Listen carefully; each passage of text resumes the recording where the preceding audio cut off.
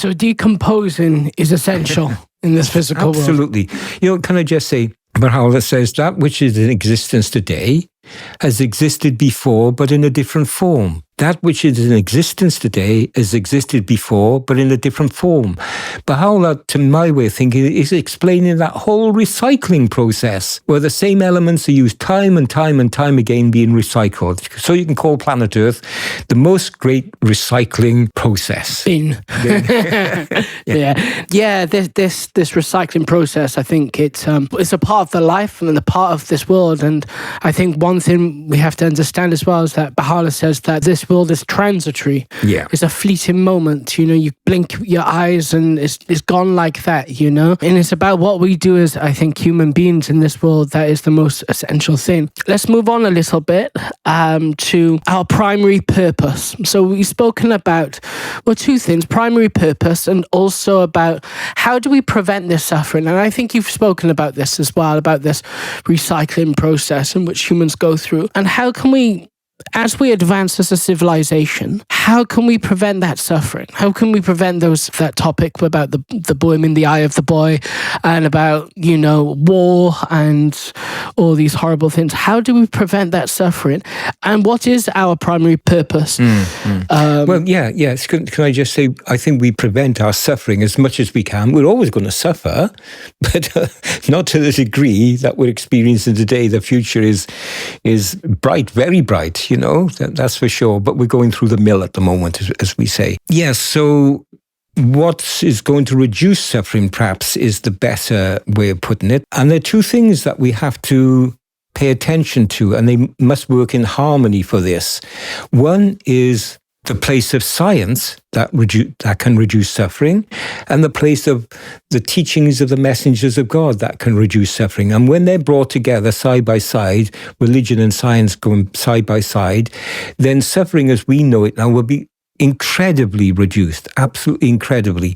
But we're always going to have some form of suffering, and that's necessary for our spiritual progress. Baha'u'llah says, and he amplifies the words of Muhammad as well, that we're not going to suffer beyond that which is we can endure, or something like that. The tests of God, we can endure them. But the tests of human beings, this is the main thing. We create our own suffering. These are not heaven sent. These are human sent.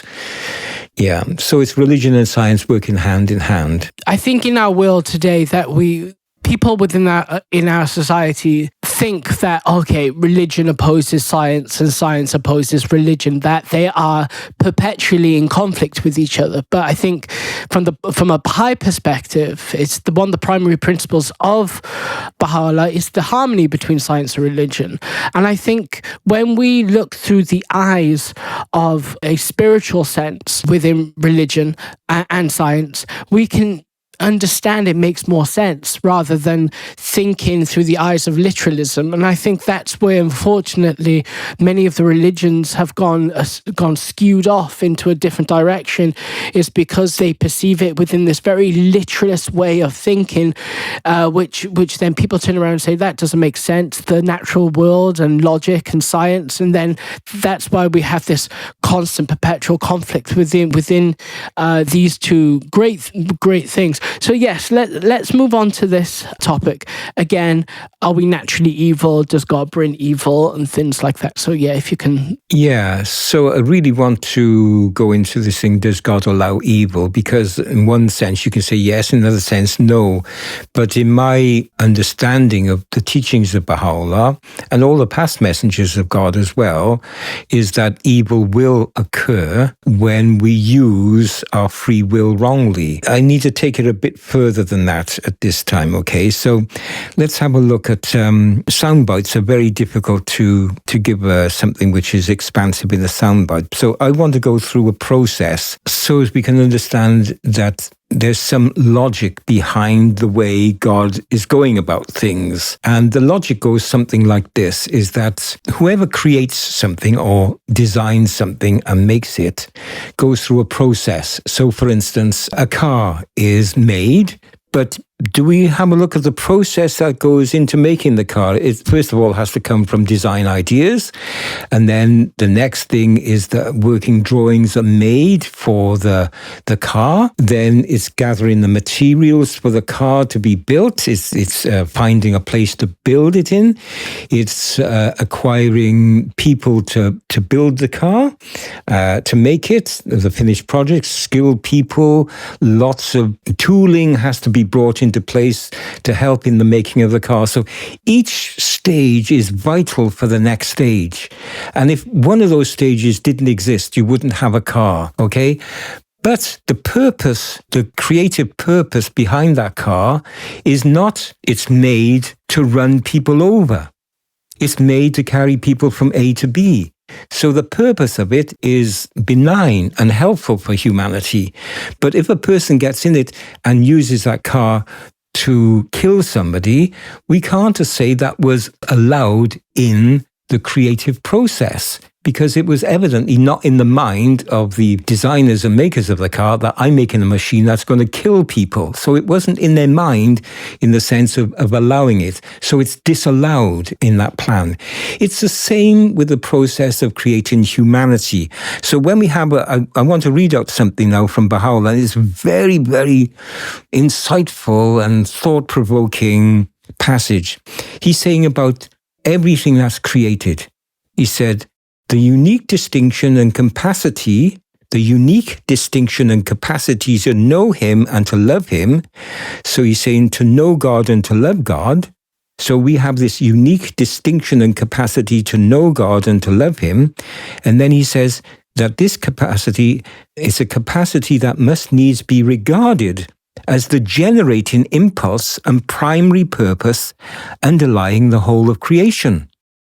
So Baha'u'llah is saying, to bring people with rational faculties that can make a choice between good and evil, have free will, this is the primary purpose of the whole of creation. Now, this doesn't exclude beings on other planets, millions of billions of other planets that have the same capacity to know and to love God, to be included in that generating impulse. It doesn't exclude those, because there are indications from Baha'u'llah's writings that throughout the universe there are worlds of God that have these beings with this capacity.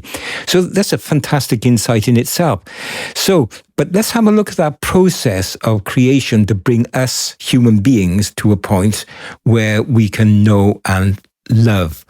Okay, so first of all, we need a planet to be born into. So that came about through 13.8 billion years ago with the Big Bang. Elements coalesced to form stars and planets and so on, and we're on planet Earth. All the planets there are made of various minerals. So that's the base for, it seems to me, for material life. That's the base. On planet Earth, the minerals then allowed vegetation to come about. So vegetables were created as the next stage in the evolutionary process or the creative process. Then animals were brought forward as another stage, taking it further. Then human beings were brought about as another stage. So each of these stages to bring human beings about is absolutely essential. You can't do without each of those stages. Each one is essential in the creative process. But the process has a purpose. And that purpose is to bring human beings to know and to love. And because that's the primary purpose, we have to look into, well, if that is our primary purpose from our maker, it's the primary purpose of making the car is so we can drive around and take people ourselves and people from place to place. Our primary purpose is to know and to love God. But how can we know and love God unless we have intelligence? How can we know anything if we don't have the ability to know something through our intellectual faculties? How can we love if we don't have a heart, metaphorically, that can love? So we all know that we can know things. We all know that we can love things. But the difficulty is we don't use it in a world which is disintegrating for its primary purpose. And that primary purpose is to know and love God. It doesn't exclude all the other things that we have this ability for. In fact, we must use it. We must use our knowledge scientifically, creatively, artistically. We must use our love in ways which brings us closer to human beings, to love everything that God has made. Because to know and to love God means basically to adhere to his teachings that enable us to use our primary purpose in the correct way. But if we don't use our ability to know and to love in the primary way it's being destined for us, then that's when masses of problems come into play. So our free will is actively involved in that. If God takes our free will away, then there's no primary purpose in the whole of creation to know and to love, because we need the ability to know and the ability to love with our free will. And if you take that away, there's no primary purpose in the whole, there's no meaning to it whatsoever. And I think we can all understand that when we examine everything in life, whatever exists, there's a meaning to it. It has a purpose. It has something, it's contributing something to something else.